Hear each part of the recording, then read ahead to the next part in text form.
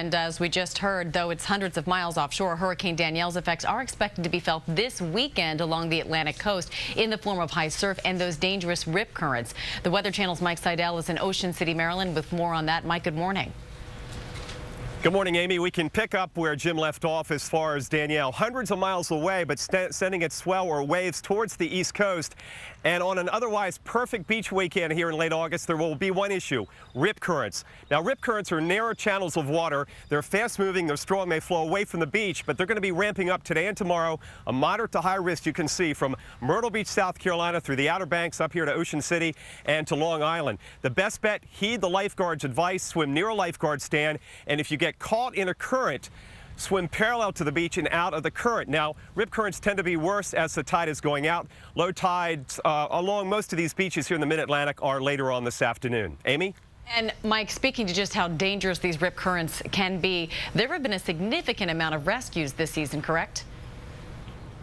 Well, there have been a lot of rescues, but I talked to Captain Butch Arbin of the Ocean City Beach Patrol last night on my way here, and he says it's actually been below average. With that said, they've had 1,100 rescues in the past 3 weeks. The reason it's been below average is because it hasn't been very stormy. They've had a lot of hot, dry weather.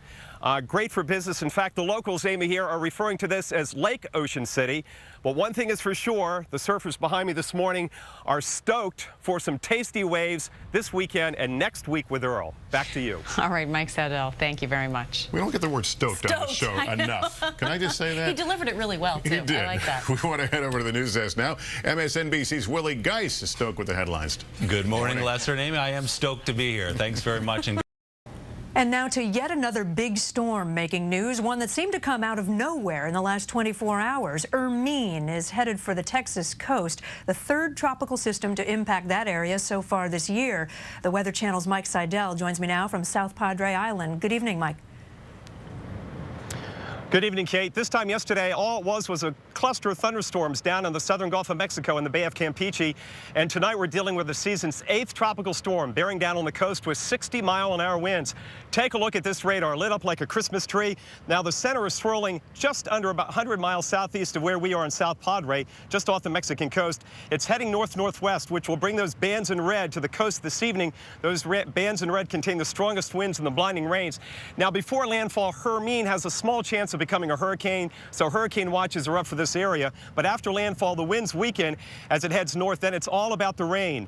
Inland, it's going to be another flood threat with flash flood watches posted all the way up to Dallas, including San Antonio. 5 inches plus, maybe 10 inches in spots over some of the same areas flooded by Hurricane Alex and Tropical Depression number 2. Strongest winds only near the coast, could gust to 60 miles an hour. That may mean some minor power outages and some minor coastal flooding.